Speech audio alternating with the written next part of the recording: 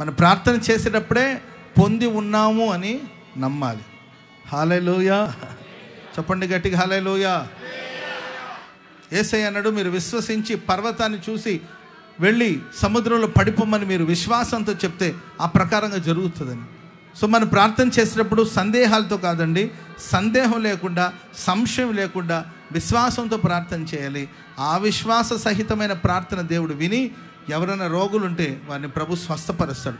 చాలామంది అభిప్రాయాలు ఏంటంటే కొబ్బరి నూనె డబ్బా తెచ్చుకొని ప్రార్థన చేయండి, ప్రార్థన చేయండి. కొబ్బరి నూనె డబ్బాలో ఏమీ లేదు, అది ఒట్టి డబ్బానికి.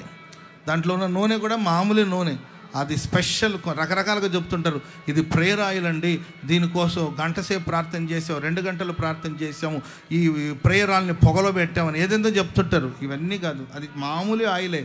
ఆ నూనె రాసేటప్పుడు నీ విశ్వాసంతో ప్రార్థన చేసుకుంటే నీ విశ్వాస సహితమైన ప్రార్థన వలన నీవు స్వస్థత